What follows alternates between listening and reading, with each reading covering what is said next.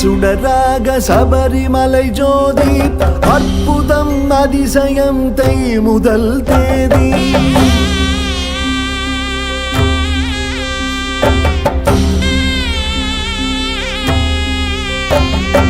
அவதாரம் எட்டாக அருள் புரியும் சுவாமி அகிலாண்ட நாயகனே ஐயப்ப சுவாமி. ఓం శ్రీ స్వామియే శరణమయ్యప్ప. అందరికీ నమస్కారాలు. నా పేరు వరేణ్య. ఎక్కడో క్షీరసాగర మదనంలో పుట్టిన అయ్యప్ప 10వ శతాబ్దంలో పందలరాజుకి దొరకడం ఏంటి? అసలు వేదాల్లో అయ్యప్ప స్వామి పేరే లేదు. ఇదంతా ఒక కల్పితమైన పాత్ర అని చాలామంది అయ్యప్ప స్వామి గురించి ఎన్నో విధాలుగా అనుకుంటూ ఉంటారు. ఇవాళ మనం అయ్యప్ప స్వామి యొక్క చరిత్రని క్లుప్తంగా తెలుసుకుందాం రండి. ఒకరోజు కైలాసంలో శివుడు పార్వతీదేవితో ఎప్పుడైతే అధర్మం విజృంభిస్తుందో అప్పుడు నేను శాస్త్రాగా అవతరిస్తానని చెప్తాడు. కానీ ఇంకా అవతరించలేదు. అయితే ఈ శాస్త్ర అంటే ఏంటి? శాస్త్ర అంటే గురుశక్తి. అజ్ఞానం అనే చీకటిని తొలగించి జ్ఞానం అనే వెలుగుని ప్రసాదిస్తుంది. మన వాడుక భాషలో అయ్యా అంటే గురుశక్తి, అప్ప అంటే రక్షించేవాడు అని అర్థం. అలా అయ్యప్ప అనే పేరు వచ్చింది. అయితే ఇంకా ఆ స్వామి పుట్టలేదు. ఆయన చెప్పాడంతే శాస్త్రగా అవతరిస్తాను అని. ఇప్పుడు ఇది వేదిక్ పీరియడ్లో జరుగుతుంది. దాని తర్వాత పురాణిక్ పీరియడ్ వస్తుంది. ఇక్కడ మోహిని నందన శాస్త్ర అవతారం తీసుకుంటాడు స్వామి. అది ఎలా జరుగుతుందంటే త్రిమూర్తుల అంశతో పుట్టినవాడు దత్తాత్రేయుడు. అదే సమయంలో త్రిమాతల అంశతో లీలాదేవి అనే ఒక అమ్మాయి జన్మిస్తుంది. వాళ్ళిద్దరికీ వివాహం జరుగుతుంది. కొన్ని సంవత్సరాల తర్వాత దత్తాత్రేయుడు తపస్సుకి వెళ్తూ ఉండగా లీలాదేవి అహంకారంతో నేను మీ పట్టమహిషిని, అలాంటిది నాకు చెప్పకుండా మీరు నన్ను వదిలేసి ఎలా వెళ్ళిపోతారు అని అరుస్తుంది. దాంతో దత్తాత్రేయుడికి కోపం వచ్చి నువ్వు వచ్చే జన్మలో మహిషి అనే ఒక రాక్షసిగా పుడతావు అని శపిస్తాడు. అలాగే లీలాదేవి కూడా మీరు వచ్చే జన్మలో సుందర మహిషుడిగా జన్మించి నన్ను వెతుక్కుంటూ వస్తారు అని శపిస్తుంది.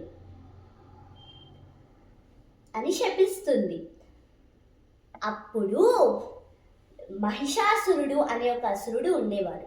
వీళ్ళు శపించుకున్నారు కదా, వచ్చే జన్మలో వీళ్ళలా పుడతారు. అయితే మహిషాసురుడు తపస్సు చేసి స్త్రీలు మాత్రమే నన్ను చంపాలైన వరాన్ని తీసుకుంటాడు. అప్పుడు అమ్మవారు వెంటనే దుర్గామాతగా అవతరించి మహిషాసురుడిని సంహరిస్తుంది. మహిషి అహంకారంతో తన తమ్ముడు మరణించాడు అని బ్రహ్మదేవుడి కోసం తపస్సు చేస్తుంది. ఇక్కడ చాలామంది ఏమనుకుంటారంటే మహిషాసురుడికి చెల్లి అని అనుకుంటారు. కానీ అది తప్పు. మహిషాసురుడి కంటే ముందు పుట్టింది, తను అక్క అవుతుంది. అయితే బ్రహ్మదేవుడి కోసం తపస్సు చేస్తుంది. బ్రహ్మదేవుడు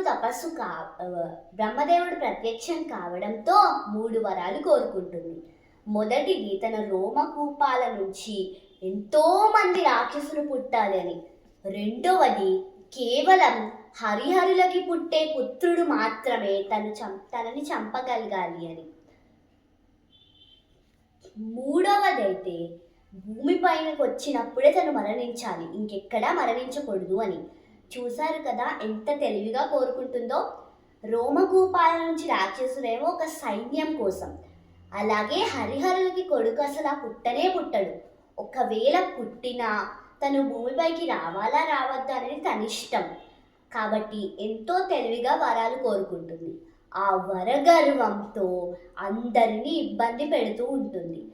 అప్పుడు దేవతలందరూ శ్రీ మహావిష్ణువు అలాగే పరమశివుడి దగ్గరికి వెళ్ళి అసలు హరిహరులకి పుత్రుడెలా పుడతాడు అని సందేహం కలుగుతుంది వాళ్ళకి. అప్పుడు వాళ్ళిద్దరూ మేము చూసుకుంటాం, మీరు వెళ్ళండి అని వాళ్ళని పంపించేస్తారు. అయితే ఇక్కడ చాలామంది అనుకునేది ఏంటంటే వీళ్ళిద్దరూ మోహిని పరమేశ్వరులుగా అవతరిస్తారు. ఆ మోహిని జగన్మోహిని అంటే క్షీరసాగర మదనం సమయంలో వచ్చింది అని అనుకుంటారు. కానీ అది తప్పు. ఈ మోహిని ఎవరైతే ఉన్నారో తను పార్వతీదేవి యొక్క శక్తి నుంచి పార్వతీదేవి సృష్టిస్తుంది. ఎందుకంటే పార్వతీదేవి శివమోహిని. పార్వతీదేవి మాత్రమే శివుణ్ణి మోహింప చేయగలుగుతుంది. ఇప్పుడు వీళ్ళిద్దరికీ పుట్టిన పుత్రుడే అయ్యప్ప స్వామి. మహాశాస్త, మోహిని నందన శాస్త అనేది ఈయనకి పేరు. ఇప్పుడు వీళ్ళిద్దరూ వెళ్ళి ఆయన అడవిలో వదిలేస్తారని అనుకుంటారు, కానీ ఇక్కడ అది జరగలేదు. దాని తర్వాత మనకి పూర్ణ పుష్కలాంబ సమేత శాస్త అనేది ఒకటి ఉంటుంది. మరి వీళ్ళిద్దరు ఎవరు అని తెలుసుకునే ముందు మనం ఒకటి తెలుసుకోవాలి. అదేంటంటే శాస్త పుట్టిన వెంటనే ఆయన పాల కోసం ఏడుస్తాడనమాట. మోహినీదేవి ఏమో విష్ణుమూర్తిగా మారిపోయి వైకుంఠానికి వెళ్ళిపోతుంది. మరి ఇప్పుడు ఈయనకి పాలు ఎవరు ఇవ్వాలి? ఈయనకి పాలు కంచి కామాక్షిదేవి ఇస్తుంది. తను కూడా శాస్త్రాకి తల్లి లాంటిది, ఎందుకంటే తను పార్వతీదేవి యొక్క అంశ కాబట్టి ఇప్పటికీ కంచీపురంలో మనం చూసుకున్నట్లయితే క్షేత్రపాలకుడు ఓం శ్రీ పూర్ణ పుష్కలాంబ సమేత అయ్యప్ప స్వామి. ఇక్కడ మరి పూర్ణ పుష్కలాంబలు ఎవరు అనేది మనం ఇప్పుడు పూర్ణ పుష్కలాంబ సమేత శాస్త్రానికి కథలో తెలుసుకోగలుగుతాం. అయితే పూర్వం సత్యపూర్ణ అనే ఒక రాజు ఉండేవాడు. అతనికి శాస్త అంటే మహాభక్తి. ఒకరోజు తీవ్ర తపస్సు చేయడంతో శాస్త ప్రత్యక్షమయ్యి ఏం వరం కావాలో కోరుకో నాయనా అని అడుగుతాడు. ఆయన నేను నీ భక్తుడిగా నీ హృదయంలోనే ఉండిపోవాలని కోరుకుంటాడు. అయ్యో, నా హృదయంలో నా భక్తులందరూ ఉంటారు, నేనే నీకు ఒక వరం ఇస్తాను, నీకు 2 పుత్రికలు పుడతారు, పూర్ణ పుష్కలాంబ, వాళ్ళని నేను వివాహం చేసుకుంటానని వరం ఇస్తాడు శాస్త. ఒకరోజు సత్యపూర్ణ తపస్సు చేస్తుండగా ఆయనకి శాస్త కనిపించడంతో ఆనంద బాష్పాలు వస్తాయి ఆయనకి. ఆ ఆనంద బాష్పాల నుంచి జన్మించిన వాళ్ళే పూర్ణ పుష్కలాంబ. వాళ్ళిద్దరిని శాస్త వివాహం చేసుకుంటారు. మరి అసలు ఈయన ఎందుకు పుట్టాడు? మహిషిని చంపడానికి. మరి ఎప్పుడు చేస్తాడా కార్యం? ఇప్పుడు చేస్తాడు. 2 వరాలు మహిషి కోరుకున్నవన్నీ 2 అయిపోయాయి. మొదటిది సైన్యం వచ్చేసింది, రెండవది హరిహరులకి పుత్రుడు పుట్టాడు. మరి ఇప్పుడు భూమిపైకి ఎలా తీసుకొస్తాడు? తను లీలా అవతారంలో ఉన్నప్పుడు శపిస్తాడు కదా దత్తాత్రేయుడిని, తను శపిస్తుంది కదా. ఇప్పుడు ఆ దత్తాత్రేయుడు సుందర మహిషుడిగా వచ్చి మహిషిని భూమిపైకి తీసుకెళ్తాడు. అప్పుడు శాస్త తనని సంహరించి తలపైన నృత్యం చేస్తాడు. అప్పటికి తను ఇంకా మరణించలేదు. తనకి ఇంకా భరించలేక తన కన్నీళ్లతో ఒక వరద వస్తుంది. అది అలుదా నదిగా ఇప్పటికీ పెద్దపాదం దగ్గర ఉంటుందన్నమాట. అయితే ఇదంతా ఎక్కడ జరిగిందంటే ఇప్పుడు మనం అనుకునే కేరళ ప్రాంతం. అప్పట్లో కేరళ అనేది లేదు. పరశురాముడు వారు వచ్చి కేరళ అనే ఒక ప్రదేశాన్ని సృష్టించి అక్కడ శాస్త రూపాన్ని ప్రతిష్ఠిస్తారనమాట. ఎందుకంటే ఆయన మరి మహిషిని సంహరించి అంత గొప్ప కార్యం చేశారు కదా, అందుకని చెప్పి. ఇప్పుడు మహిషిని సంహరించారు కదా, దాని తర్వాత ఇంకొక ముఖ్యమైన అవతారమైన కిరాత శాస్త్ర గురించి మనం తెలుసుకుందాం. అయితే అర్జునుడు పాశుపతాస్త్రం కోసం తపస్సు చేస్తుండగా పరమశివుడు పార్వతీదేవి కిరాత రూపంలో వస్తారు. అప్పుడు పరమశివుడు పార్వతీదేవితో, అబ్బా దేవి, నువ్వు ఈ కిరాత రూపంలో ఎంత అందంగా ఉన్నావో అని అంటారంతే. ఆ శక్తితో పుట్టిన వాడే కిరాత శాస్త్ర. ఈయనని పూజించడం వల్ల దుష్ట శక్తులన్నిటినీ నాశనం చేసేస్తాడు. అయితే దాని తర్వాత కలియుగంలో పూర్ణ పుష్కలాంబలు కూడా వస్తారు. ఇప్పుడు శాస్త కలియుగంలో పుడతారు. దీన్ని హిస్టారికల్ పీరియడ్ అంటారు. వాళ్ళిద్దరు కూడా వస్తారు. పిలన్నవర్మ అనే ఒక రాజు ఉండేవాడు. అతను ఒకరోజు అహంకారంతో నేను ఎప్పటికీ బ్రతికే ఉండాలని 108 అమ్మాయిలని బలివ్వడానికి సిద్ధమైపోతాడు. అప్పుడు పార్వతీదేవి యొక్క భక్తురాల్ని కూడా బలిచ్చే ముందు పార్వతీదేవి శాస్త్రాకి చెప్తుండే, వెళ్ళి వాళ్ళనందరినీ కాపాడు అని. అప్పుడు శాస్త వెళ్ళి పిలన్నవర్మతో, నువ్వు చేస్తుంది ఎంత తప్పు పని, ఎవరైనా మరణించాల్సిందే అని చెప్తాడు. మరి శాస్త అంటే గురుశక్తి.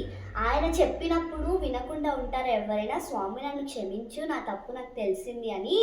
నువ్వు నాకు జ్ఞానోదయం చేయడానికి వచ్చావా? నా కూతురైన పుష్కలని వివాహం చేసుకో అని చెప్తాడు స్వామి, అదే పిలంజవర్మ. అప్పుడు స్వామి విలంజవర్మ యొక్క కూతురైన పుష్కలని వివాహం చేసుకుంటాడు. దాని తర్వాత అదే కేరళ ప్రాంతంలో పిలంకవర్మ అనే ఇంకో రాజు ఉంటాడు. ఆయన ఒకసారి పర్వతం మీదకి వెళ్ళినప్పుడు భూత ప్రేత పిశాచాలన్నీ ఆయన చుట్టూ ఉండిపోతాయి. ఆయన భయంతో శివుడిని ప్రార్థిస్తాడు. ఆయన శివుడి భక్తుడు. అప్పుడు పరమశివుడు వెళ్ళి అతన్ని కాపాడు అని శాస్తాగా ఆజ్ఞాపిస్తాడు. శాస్తా భూమి మీదకి వచ్చి ఆయనని కాపాడుతాడు. అప్పుడు పిలంకవర్మ సంతోషించి, స్వామి నువ్వు నన్ను కాపాడడానికి వచ్చావా, నా కూతురైన పూర్ణని నువ్వు వివాహం చేసుకొని కోరుతాడు. అప్పుడు స్వామి పూర్ణాదేవిని కూడా వివాహం చేసుకుంటాడు. ఈ పిలన్నవర్మకి నా కూతుర్ని వివాహం చేసుకొని ఇంకొకరిని వివాహం చేసుకుంటావా అని అహంకారంతో నువ్వు 12 సంవత్సరాలు భూమిపైన జన్మిస్తావని శాస్తాని శపిస్తారు. అయితే అందువల్లని మణికంఠుడిగా జన్మిస్తాడు మన శాస్త. చాలా మందికి ఉన్న సందేహాలు తొలగిపోయాయి. అయితే ఇంకొకటి మనం తెలుసుకోవాల్సింది ఏంటంటే, వేదాలలో అసలు అయ్యప్ప స్వామి పేరు ఎక్కడా లేదు అని చాలామంది అనుకుంటారు. వేదాలలో అయ్యప్ప అనే పేరు లేదు, కానీ శాస్త అనే పేరు చాలా చోట్లలో ఉంది. వేదాల్లోనే కాదు, భగవద్గీతలో విష్ణు సహస్రనామాల్లో కూడా ఈ శాస్త అనే పేర్లని మనము తెలుసుకున్నాం. ఓం శ్రీ పూర్ణ పుష్కలాంబ సమేత హరిహర సుచన ఆనంద చిత్తనయ్య నయ్యప్ప స్వామియే శరణమయ్యప్ప. అందరికీ ధన్యవాదాలు.